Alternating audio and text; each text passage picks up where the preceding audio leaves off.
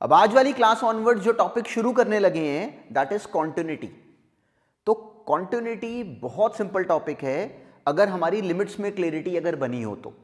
देखो कैलकुलस को सोचो कि ये पूरा एक स्ट्रिंग है, हर टॉपिक आपस में अटैच्ड है। हमने लिमिट्स कर लिया डिस्कस, लिमिट्स के फौरन बाद शुरू होता है कॉन्टिन्यूटी। कॉन्टिन्यूटी का बेसिस पूरी तरह डिफाइंड है लिमिट्स की वजह से ही। तो अगर हमें लिमिट्स में क्लैरिटी हमारे माइंड में अगर बनी हुई है तो कॉन्टिन्यूटी हमें रियलाइज होगा कि बहुत सिंपल टॉपिक है। तो चलो पहले इसकी बिल्कुल बेसिक अंडरस्टैंडिंग देखनी शुरू करते हैं कि इसमें होता क्या है। और बहुत सिंपल है, अभी शुरू की कुछ क्लासेस लगाएंगे बिल्कुल स्कूल के सिलेबस के अकॉर्डिंग। पूरी तरह स्कूल वाले सिलेबस को पहले समझेंगे, फिर फर्दर डिस्कशन करनी शुरू करेंगे कि किसी भी लेवल पे क्वेश्चन अगर हमारे सामने आए तो उसको हैंडल कैसे करते हैं। तो चलो पहले ही शुरू करते हैं इस टॉपिक की बिल्कुल बेसिक अंडरस्टैंडिंग के साथ। अब ये देखो, कॉन्टिन्यूटी की अंडरस्टैंडिंग भी बहुत बेसिक है, बस इतनी सी बात समझना।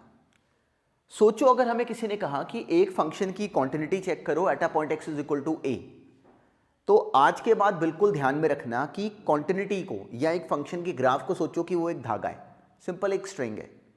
हमें किसी ने कहा कि at a point x is equal to a, ये पता करो कि ये फंक्शन कॉन्टिन्यूअस है कि नहीं।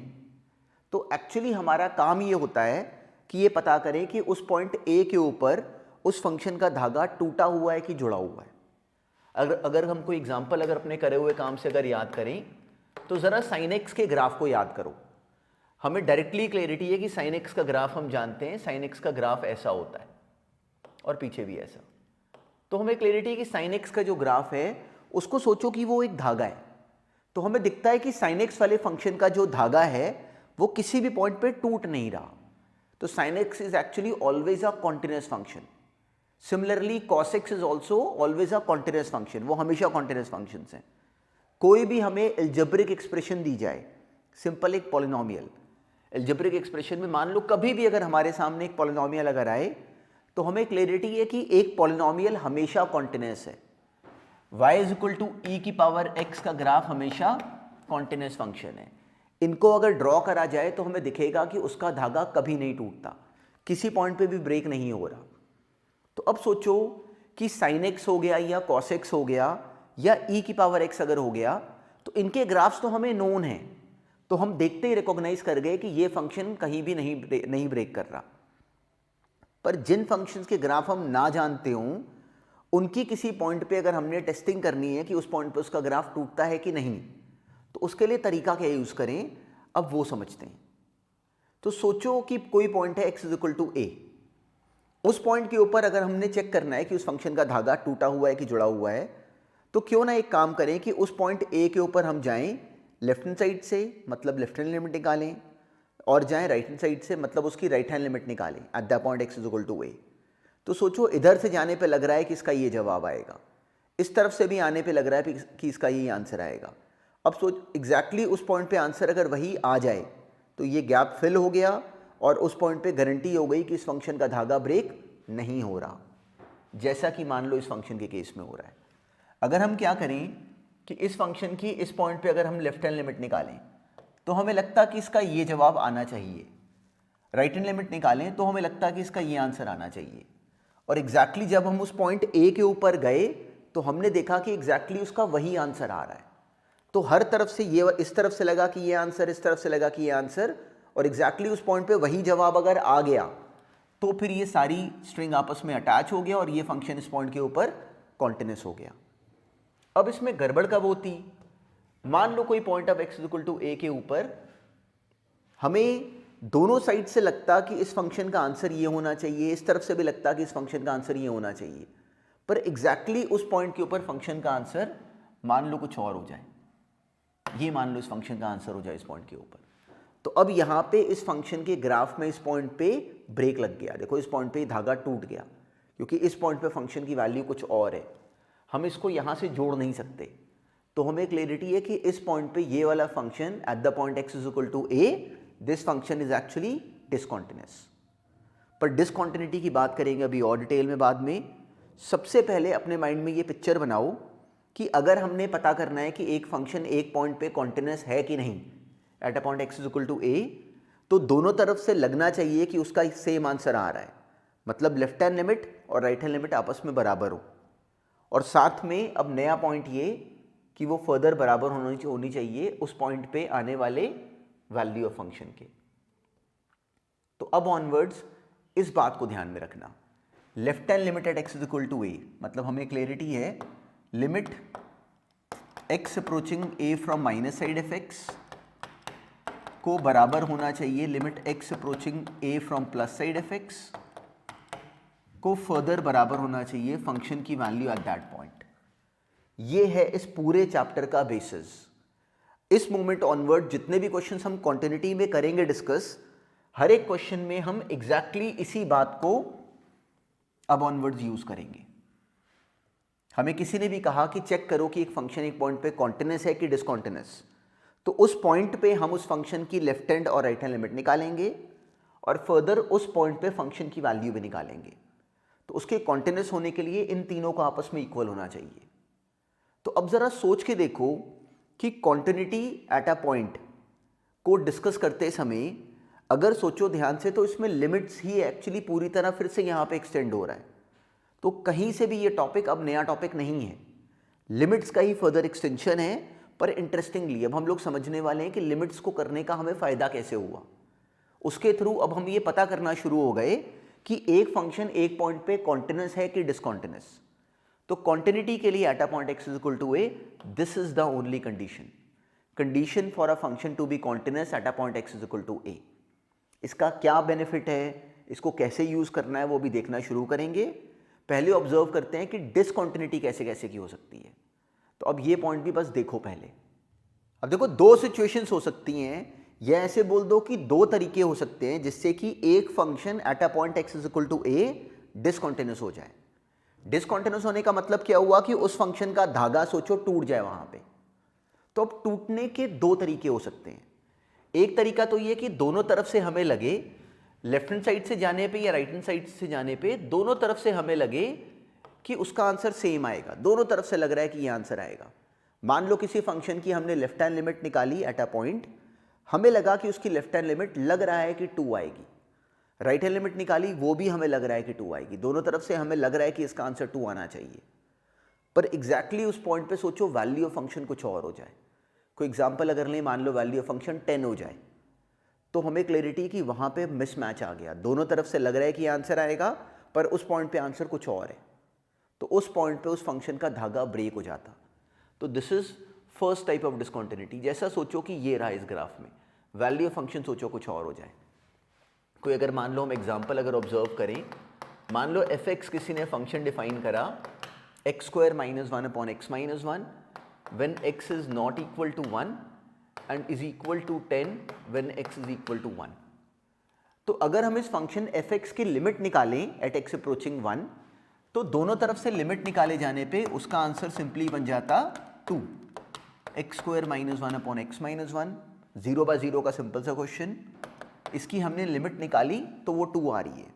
मतलब दोनों तरफ से हमें लगेगा कि इसका आंसर 2 आना चाहिए, पर एग्जैक्टली उस पॉइंट 1 के ऊपर जो वैल्यू ऑफ फंक्शन है वो हमें अलग से डिफाइंड है कि 10 है। तो अब की बार इस फंक्शन की लिमिट तो एग्जिस्ट कर रही है, लेकिन वैल्यू ऑफ फंक्शन क्योंकि कुछ और है, तो हमें क्लैरिटी है कि इस पॉइंट पे ये फंक्शन डिसकॉन्टिन्यूस है। क्यों टूटा इस पॉइंट पे इस फंक्शन का ग्राफ? क्योंकि लिमिट तो बराबर आई, पर जो उस पॉइंट पे फंक्शन का खुद का जवाब है वो कुछ और है। तो this is actually the first kind of discontinuity, जो कि ग्राफिकली हम ऐसे समझ सकते हैं। इसको माइंड में रखना हमेशा। सेकेंड ट्रबल आती है कि अगर मान लो लिमिट ही एग्जिस्ट ना करती हो, लेफ्ट हैंड लिमिट बोले कि मेरा आंसर 6 है, राइट हैंड लिमिट बोले कि मेरा आंसर 10 है, तो अब वैल्यू ऑफ फंक्शन कुछ मर्जी कर ले, ये धागा आपस में जुड़ नहीं सकता, जैसा कि इस मोमेंट हो रहा है at a point x is equal to a. इसका अगर हम कोई बहुत ऑर्डिनरी अपना नोन काम में अगर याद करें, तो हमने इसको ऑब्जर्व करा हुआ है y is equal to tan x के ग्राफ में।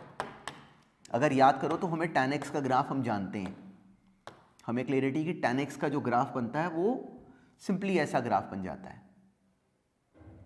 तो at the point x is equal to pi by 2 tan x के ग्राफ में हमें क्लियरिटी है कि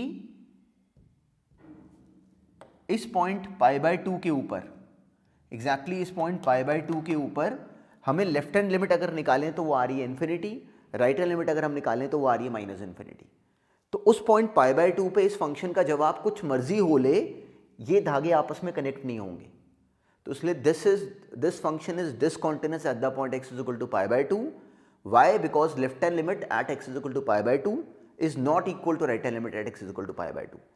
कोई और अगर हम बहुत ऑर्डिनरी एग्जांपल अगर याद करें तो मान लो ग्रेटेस्ट इंटीजर फंक्शन। इस फंक्शन का हमें ग्राफ पता है, 0 से 1 के बीच में सिंपली ये ग्राफ, 0 से 1, फिर 1 से 2, 2 से 3 एंड सो ऑन। ये 1, फिर ये 2, फिर ये 3 एंड सो ऑन। तो अगर रिकॉल करो तो 1 के ऊपर अगर हम जिनटेक्स वाले फंक्शन की लेफ्ट हैंड लिमिट बनाएं तो उसका जवाब 0 आएगा। जब x 1 से थोड़ा सा कम होगा तो इसका आंसर 0 आएगा। पर अगर इसी फंक्शन की हम 1 के ऊपर राइट हैंड लिमिट निकालें तो वो 1 आएगी। तो हमें क्लियरिटी है कि 1 वाले पॉइंट के ऊपर इसकी लेफ्ट हैंड लिमिट और राइट हैंड लिमिट क्योंकि अलग अलग हैं, तो इस पॉइंट पे इस फंक्शन के ग्राफ को ऐसे झटका लगेगा। इस पॉइंट पे इसके ग्राफ ने टूटना ही है, जो मर्जी वैल्यू फंक्शन हो जाए। और उसी का जो डायरेक्टली पिक्टोरियल व्यू है वो हमारे सामने बना हुआ है। हमें विजिबल है कि 1 के ऊपर, आगे 2 के ऊपर, फिर 3 एंड सो ऑन, हर एक के ऊपर ये वाला फंक्शन डिसकंटिन्यूअस है। क्यों डिसकंटिन्यूअस है वो अब हमें समझ में आया, क्योंकि इस पॉइंट के ऊपर इसकी लेफ्ट हैंड लिमिट और राइट हैंड लिमिट आपस में इक्वल नहीं है। तो बस इस बात को ध्यान में रखो। इनका रोल कैसे है, इनमें क्वेश्चंस का यूज कैसे करना है, वो एग्जैक्टली वही अंडरस्टैंडिंग है जो हमने पहले कभी लिमिट्स में बनाई हुई है। वही समझ को अप्लाई करते हुए अब क्वेश्चंस को खुद हैंडल करना शुरू करो। मान लो किसी ने कहा कि एक फंक्शन की कॉन्टिन्यूटी चेक करो एट अ पॉइंट, तो क्या करेंगे, उस फंक्शन की उस पॉइंट पे दोनों तरफ से लिमिट्स फाइंड करेंगे और साथ में उस फंक्शन का उस पॉइंट पे आने वाला जो वैल्यू ऑफ फंक्शन है, अगर वो तीनों आपस में बराबर हैं तो हमें क्लैरिटी है कि ये फंक्शन इस पॉइंट पे कॉन्टिन्यूअस है, नहीं तो डिसकॉन्टिन्यूअस। तो अब इस थ्योरी को डायरेक्टली अप्लाई करना शुरू करो, इस पर डायरेक्टली एक्सपेरिमेंट शुरू करो थ्रू अ क्वेश्चन। और बहुत सिंपल है, इसलिए अपने आप करो अटेम्प्ट और बहुत इजीली सॉल्व होगा। अब ये करो सॉल्व। अब ये बहुत स्ट्रेट फॉरवर्ड सा क्वेश्चन था। पूरी तरह हमारी अंडरस्टैंडिंग ये होनी चाहिए थी कि अगर हमने कॉन्टिन्यूटी चेक करनी है x इज इक्वल टू 0, तो उस पॉइंट पे इस फंक्शन के कॉन्टिन्यूअस हो सकने के लिए उस पॉइंट पे इस फंक्शन की आने वाली लेफ्ट हैंड लिमिट, उसी पॉइंट पे इसकी आने वाली राइट हैंड लिमिट और वैल्यू ऑफ फंक्शन, इन तीन चीज़ों को आपस में इक्वल होना चाहिए। तो हमने उस फंक्शन की उस पॉइंट पे आने वाली लेफ्ट हैंड लिमिट फाइंड करी। लेफ्ट हैंड लिमिट के लिए फंक्शन कौन सा लेंगे, 0 से कम वाला, वो हमने लिया। अब पूरी तरह ध्यान में रखना कि इस टॉपिक में क्लैरिटी तब बनेगी जब हम लोग लिमिट्स में बिल्कुल पूरी तरह रेडी हैं। अगर तो इस वाले क्वेश्चन में हमें दिखा कि अब अगर इसको ब्रेक करना है तो या तो हम इसमें straight forward CD formula apply कर दें, पर इस वाले क्वेश्चन के केस में हमें क्लैरिटी है कि डायरेक्टली भी हो सकता था। sin 3x/2x वो 3/2, ये वाला 5/2। पर मान लो हमने CD फॉर्मूला करा अप्लाई, cos 0 इज 1, इसको कुछ नहीं कहेंगे, sin 4x/2x, 2 से मल्टीप्लाई डिवाइड करा, इसका आंसर आ गया 4। तो हमारी लेफ्ट हैंड लिमिट इस पॉइंट पे आ गई 4। राइट हैंड लिमिट भी बहुत स्ट्रेट फॉरवर्ड थी, 1 minus cos 4x which is 2 sin square 2x। अब sin स्क्वायर के अंदर 0, नीचे वही वाला 0 चाहिए, तो नीचे हमें क्लैरिटी है कि 2x का स्क्वायर होना चाहिए। उसके लिए 2 से मल्टीप्लाई 2 से डिवाइड करा, sin 0 अपॉन वही वाले 0 का स्क्वायर, ये तो हो गया 1, 2 इंटू 2 4 आंसर। तो इस फंक्शन की इस पॉइंट पे लेफ्ट हैंड और राइट हैंड लिमिट तो दोनों इक्वल आ गई। पर याद रखना, इसमें अकेली ट्रबल ये होती है कि एक बच्चा भूल जाता है कि हमने वैल्यू ऑफ फंक्शन भी लेनी है साथ में। तो हमने नोटिस करा कि जो f ऑफ 0 है वो हमें गिवन है कि 4 है। तो इस पॉइंट पे left hand limit, right hand limit और वैल्यू ऑफ फंक्शन, क्योंकि इस पॉइंट पे वो तीनों इक्वल आ गए, तो हम डायरेक्टली कंक्लूड कर सके कि this function is continuous at x is equal to 0। उस पॉइंट 0 के ऊपर ये फंक्शन कॉन्टिन्यूअस है। बाकी कहीं पे कैसा बिहेव करेगा वो हमें कोई बिल्कुल नहीं पता और हमसे पूछा भी नहीं गया, पर उस पॉइंट 0 के ऊपर इस फंक्शन का धागा नहीं टूटेगा, ऐसे सोचना इस पॉइंट को। तो चलो अब बिल्कुल सिमिलर पैटर्न पे ये नेक्स्ट क्वेश्चन करो सॉल्व। अब एग्जैक्टली सेम पैटर्न पे अब ये था क्वेश्चन, हमें किसी ने कहा कि इस फंक्शन की कॉन्टिन्यूटी चेक करो at the point x is equal to 3। तो बिल्कुल हमारे माइंड में आना चाहिए कि 3 वाले पॉइंट पे हम इसकी लेफ्ट हैंड लिमिट निकालेंगे, राइट हैंड लिमिट निकालेंगे और वैल्यू ऑफ फंक्शन से कंपेयर करेंगे। पर अब हमें साथ में क्लैरिटी है कि लेफ्ट हैंड और राइट हैंड लिमिट निकालते समय हम या तो उन क्वेश्चंस को डायरेक्टली कर लेते हैं या फिर एच मेथड को यूज करते हैं एज एंड व्हेन रिक्वायर्ड। वो समझ हमने पहले से लिमिट्स में बनाई हुई है। तो अब जैसे ये क्वेश्चन हमारे सामने आया तो हमें क्लैरिटी है कि हमने लेफ्ट हैंड लिमिट फाइंड करनी है। तो अगर हम इसको डायरेक्टली भी कर दें implement, that is perfectly okay. अगर x को सोचो कि अगर x 3 से थोड़ा सा कम होता, 3 से कम होता, तो x माइनस 3 एक नेगेटिव नंबर होता। मॉडुलस लगा हुआ है इसके न्यूमरेटर में, तो नेगेटिव को पॉजिटिव कैसे करें, क्योंकि मॉडुलस का जवाब तो पॉजिटिव आता है। तो उसके लिए न्यूमरेटर को लिखते हैं माइनस ऑफ x माइनस 3। और हमें पूरी तरह समझ में आती है ये बात कि माइनस ऑफ x माइनस 3 इस मोमेंट एक पॉजिटिव क्वांटिटी है। क्यों? क्योंकि x माइनस 3 नेगेटिव है। तो नीचे वाला x माइनस 3 को कुछ नहीं कहेंगे क्योंकि वो एज इट इज वही टर्म बनी हुई है। x माइनस 3 कैंसिल, इसका आंसर आया -1। तो इसकी लेफ्ट हैंड लिमिट तो बनी -1, राइट हैंड लिमिट बिल्कुल सिमिलर अंडरस्टैंडिंग से बन जाती 1। जब x 3 से बड़ा होगा तो x माइनस 3 एक पॉजिटिव नंबर होगा। देखो इन्हीं क्वेश्चंस को अगर ऐसे बोलने में कभी भी थोड़ी भी हेजिटेंसी अगर आए तो याद रखना कि इन्हीं क्वेश्चंस के लिए हमने h मेथड भी करा हुआ है। लेफ्ट हैंड लिमिट के लिए x को 3 माइनस एच ले लेते और राइट हैंड लिमिट के लिए 3 प्लस एच। पर अगर डायरेक्टली कर सकते हो तो डायरेक्टली कर दो। अब इस क्वेश्चन में लेफ्ट हैंड और राइट हैंड लिमिट क्योंकि 3 के ऊपर इक्वल नहीं आई, तो हमें वैल्यू ऑफ फंक्शन से अब कंपेयर करने की कोई नीड नहीं। डायरेक्टली ये फंक्शन डिसकंटिन्यूअस है एट दिस पॉइंट। देखो इसका मतलब क्या हुआ कि केवल इस पॉइंट पे हमने चेक करा, इस पॉइंट के ऊपर इस फंक्शन का धागा टूट रहा है, उसके आगे कैसा है या उसके पीछे कैसा है हमने चेक नहीं करा, तो हम कोई कमेंट भी नहीं कर सकते। पर हमें क्लियरिटी है कि इस पॉइंट के ऊपर इस फंक्शन का धागा टूट रहा है। इसको पूरी तरह ऐसे सोचो अपने माइंड में हमेशा।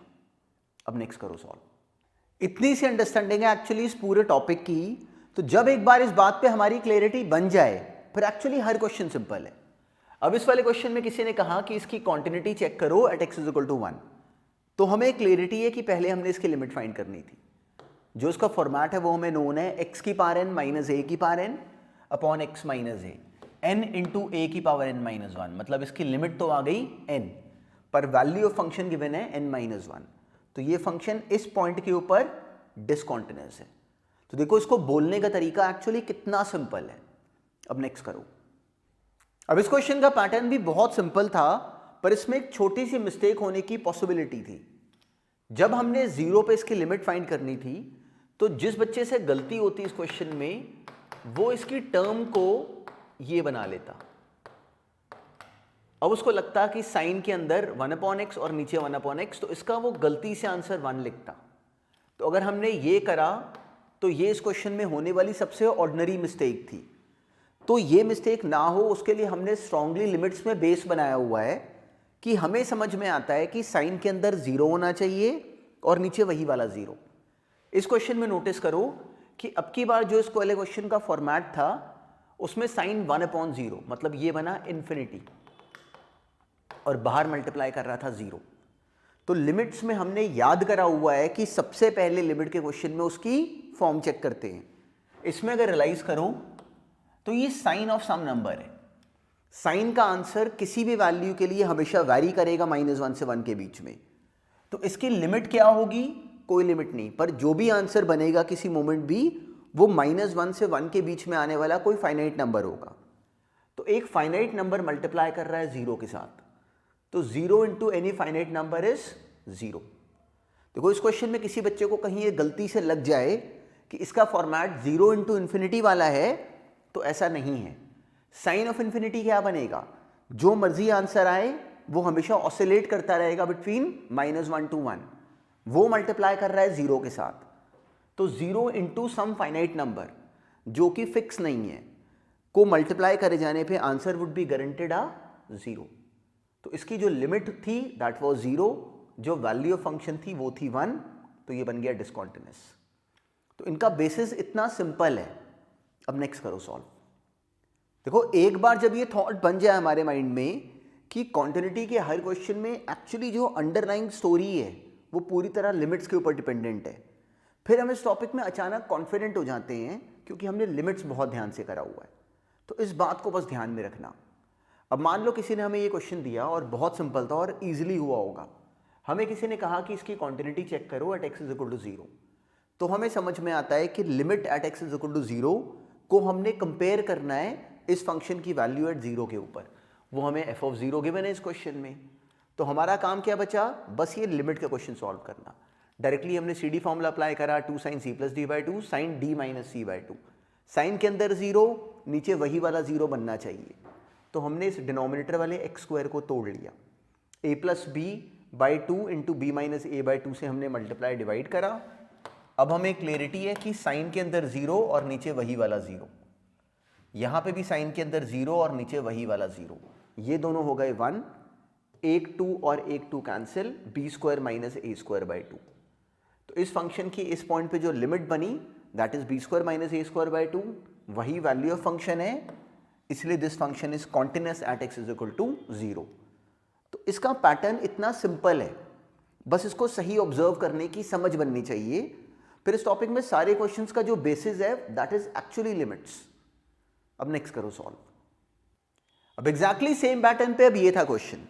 हमें क्लियरिटी है कि अगर ये फंक्शन 0 पे गिवन है कि कॉन्टिन्यूअस है, तो 0 पे आने वाली इसकी लेफ्ट हैंड लिमिट, 0 पे आने वाली इसकी राइट हैंड लिमिट और 0 पे इस फंक्शन की वैल्यू, वो तीनों आपस में इक्वल होनी चाहिए। तो अब लेफ्ट हैंड लिमिट के लिए हमें क्लियरिटी है कि हमें फंक्शन ये फॉलो करना चाहिए, राइट हैंड लिमिट के लिए ये फंक्शन, और वैल्यू ऑफ फंक्शन के लिए ये ऊपर वाली टर्म। क्यों? क्योंकि हमें x less than equal to 0 वहां पे डिफाइंड है। याद रखना है ये पॉइंट, यहां पे गलती होती है। इक्वालिटी साइन को देख के हम लोग उस जगह से वैल्यू ऑफ फंक्शन को ऑब्टेन करेंगे। तो x इक्वल टू 0 पे फंक्शन ये डिफाइंड है। अब हमने क्या करा, इसकी राइट हैंड लिमिट फाइंड करी, that was simple, simply limit x approaching 0 plus. अब ये क्वेश्चन हमने पहले हैंडल करा हुआ है, सिंपली हमने tan को साइन अपॉन कॉस लिखा, एलसीएम लेके sine x common, sine x 1 minus cos x वो 2 sine square x by 2। Limits का प्रोसेस हमें नोन है, ये क्वेश्चन हमने बहुत बार पहले लिमिट्स में सॉल्व करा हुआ है, इसका जवाब 1 बाई 2। अब निकाली हमने left hand limit. Left hand limit में कोई फॉर्मेट था ही नहीं, सिंपली हमने x को 0 पुट कराया, a into sine pi by 2 that is a। Left hand limit I a, right hand limit बराबर आई 1 बाई 2 के। वैल्यू ऑफ फंक्शन कितना आया, सिंपली x को पाई बाई 1 यहाँ पर डालते ही वैल्यू ऑफ फंक्शन भी बराबर आ गया a के। तो इन दोनों को बराबर होना चाहिए उस 1 बाई 2 के, तो वहां से a बराबर आ गया सिंपली 1 बाई 2। अब इसी पैटर्न पे ये नेक्स्ट क्वेश्चन करो सॉल्व। अब देखो इस क्वेश्चन में भी हमारा सोचने का पैटर्न एग्जैक्टली सेम होना चाहिए था। हमें दिया गया कि अगर ये function continuous at x is equal to 0 है, तो इस फंक्शन की 0 पे आने वाली left hand limit, right hand limit और वैल्यू ऑफ फंक्शन तीनों इक्वल होनी चाहिए।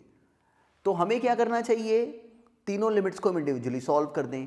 हमने लेफ्ट हैंड लिमिट के लिए फंक्शन कौन सा फॉलो करना है, ये वाला, simply x approaching 0 sine a plus 1 x upon x। अब देखो हमें क्लियरिटी थी इस क्वेश्चन में कि साइन के अंदर 0 है, नीचे वही वाला 0 बन सकता है, तो हमने डायरेक्टली ब्रेक कर लिया। अगर सी डी फॉर्मूला अप्लाई करके भी करा that is also perfectly okay, पर डायरेक्टली करने पे ये आ गया a प्लस 1, ये आ गया 1, इसकी लिमिट आ गई a plus 2। Left hand limit हमने ऑब्टेन कर ली that is a plus 2। Right hand limit के लिए हमने वो लिमिट सॉल्व करनी है। अच्छा, अब नोटिस करो कि इन क्वेश्चंस में मेन टास्क हमेशा लिमिट्स की इन्वॉल्वमेंट के साथ है। तो हमारी अकेली रिक्वायरमेंट क्या है, हर मोमेंट केवल लिमिट्स।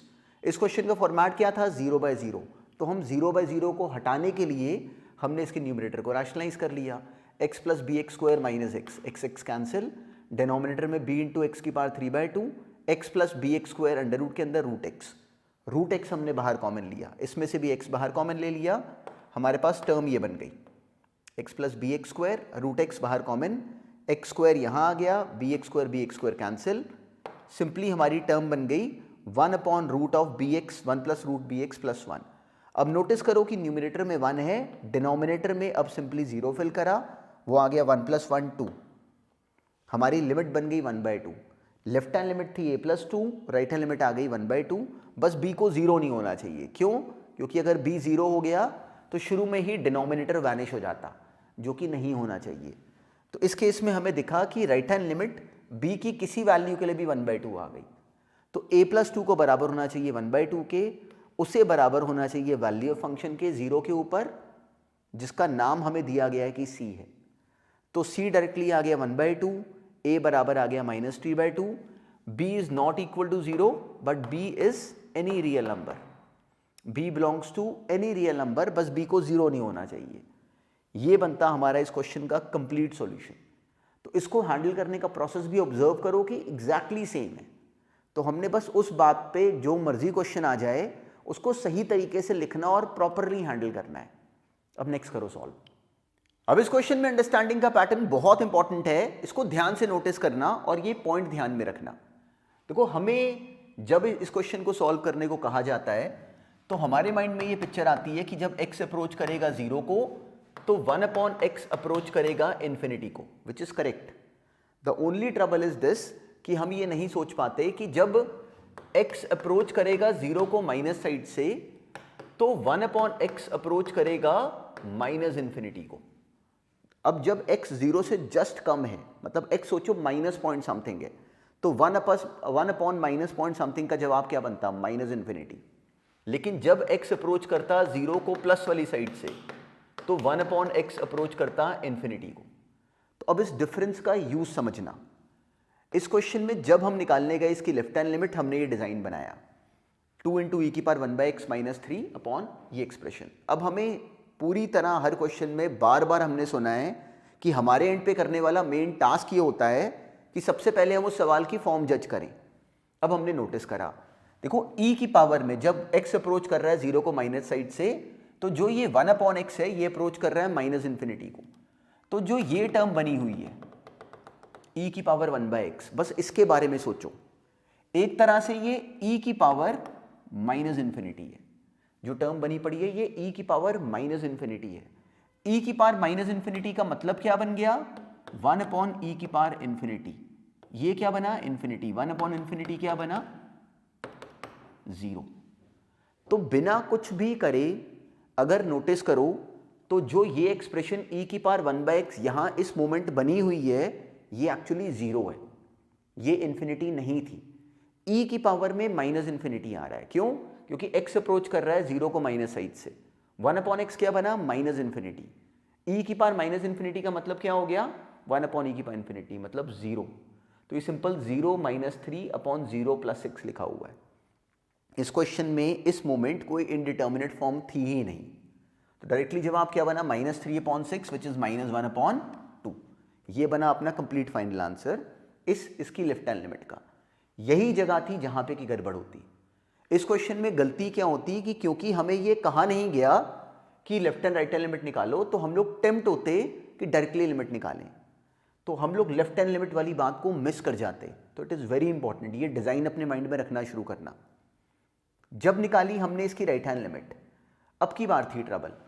अब सोचो कि जब x अप्रोच करेगा 0 को प्लस वाली साइड से तो जो 1/x है वो अप्रोच करेगा इन्फिनिटी को।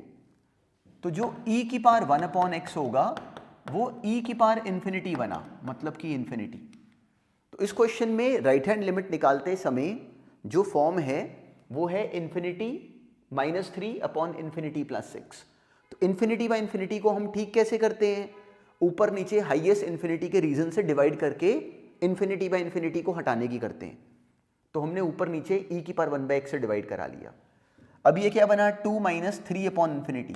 ये क्या बन गया? 0। 2 - 0/1 + 0 विच इज डायरेक्टली 2। तो इसकी left hand limit I -1/2, right hand limit I 2, therefore limit does not exist. Therefore this function is discontinuous at x = 0। ये इस पॉइंट पे डिसकॉन्टिन्यूस है और हमें क्लैरिटी है कि ये क्यों डिसकॉन्टिन्यूस है, क्योंकि इस पॉइंट पे इसकी लेफ्ट हैंड लिमिट और राइट हैंड लिमिट का आंसर अलग अलग बना। बहुत सिंपल सा पैटर्न है, पर इस पूरी तरह इस पैटर्न को अपने माइंड में रखना शुरू करना। नोटिस करना कि जो 1/x है, x अगर 0 से कम है तो वो अप्रोच कर रहा है माइनस इन्फिनिटी को, दूसरी तरफ से वो अप्रोच कर रहा है इन्फिनिटी को।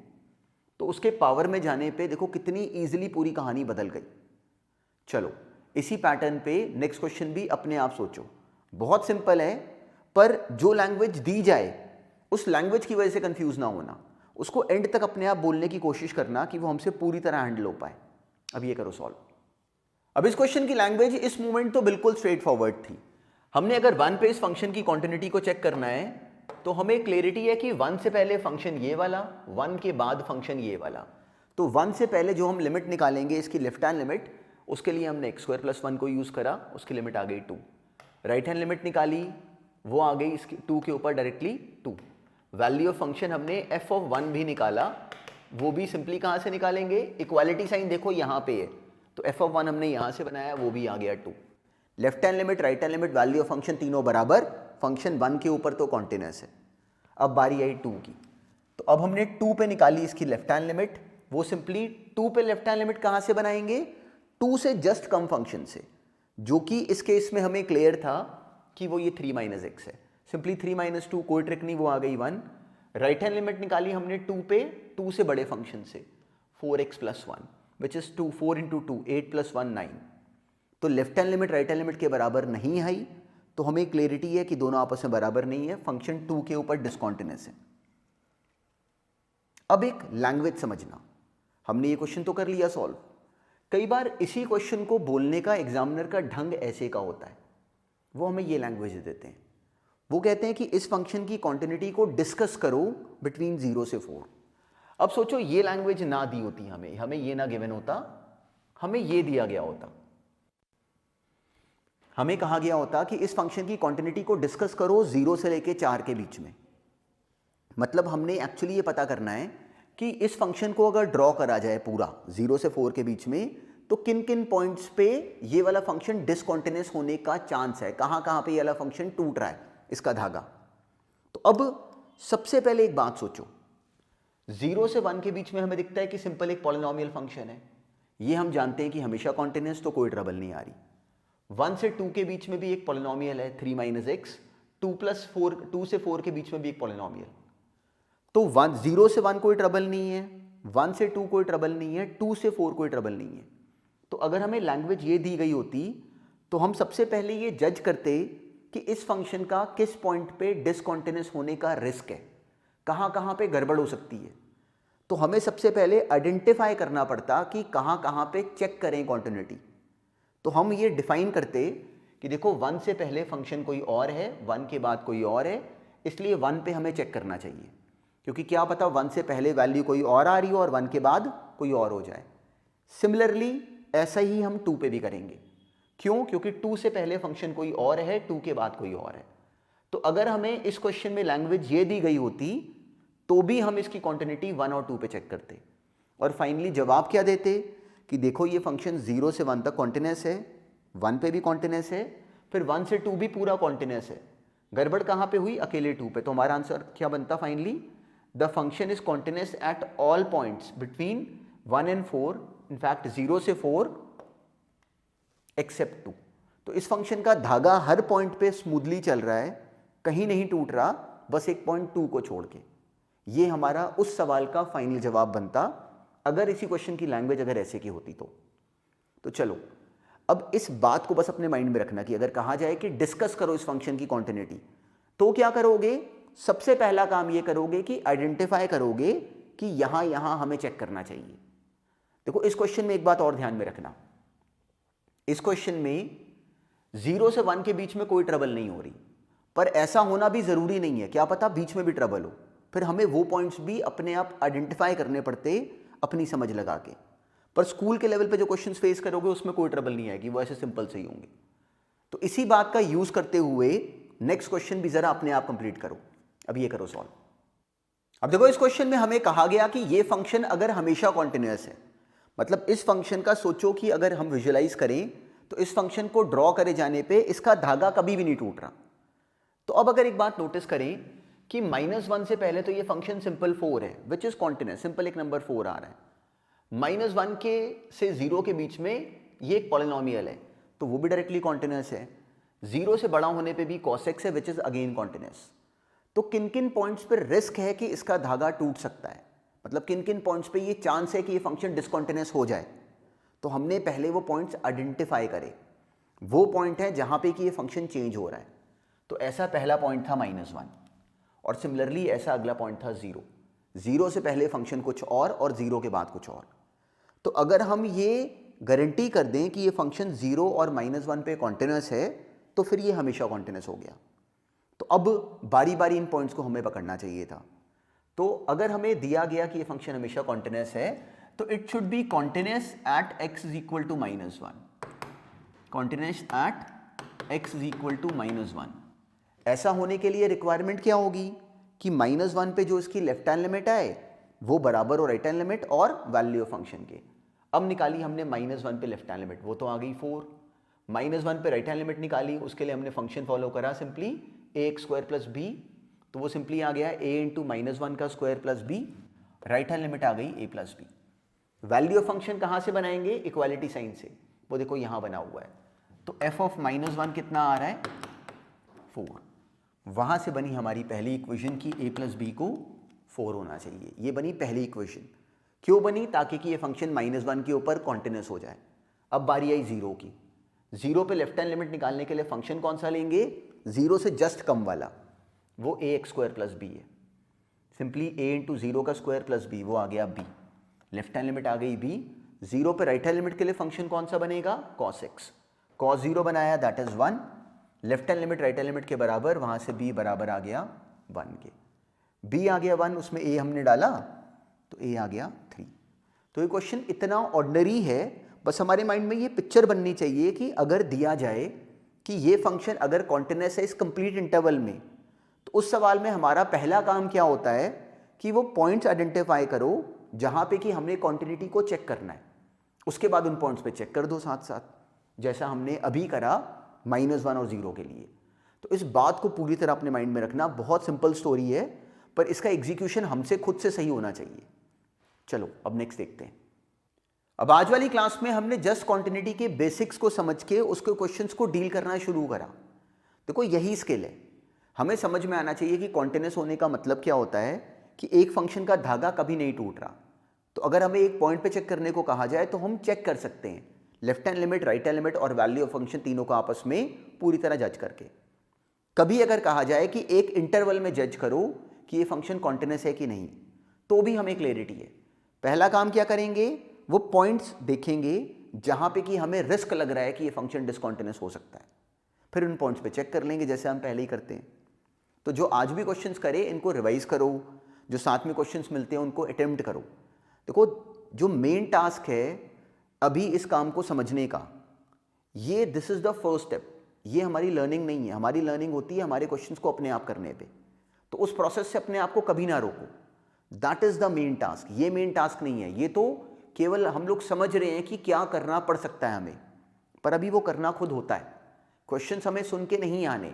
मैथ्स में एक्चुअली टास्क है कि हमारे माइंड की वायरिंग चेंज हो जाए, वो होगी क्वेश्चंस को अपने आप हैंडल करने पे। तो उस प्रोसेस से कभी ना अपने आप को रोको, दैट इज एन इम्प्रूवमेंट। और हर क्लास में एक्चुअली हमारे ऊपर आके कोई नया पॉइंट गिरना चाहिए कि हमें समझ में आए कि हाँ आज वाली क्लास में हमने ये बात नहीं सुनी जो कि हम पहले नहीं जानते थे। तो अगर कोई क्वेश्चन अगर बहुत अच्छा लगे तो उसको अप्रिशिएट करो कि हाँ हमें आज वाली क्लास में कोई नई बात सुनने को मिली। तो इस प्रोसेस पे चलो। तो चलो जो आज भी काम करा है इसको थॉरली रिवाइज करो।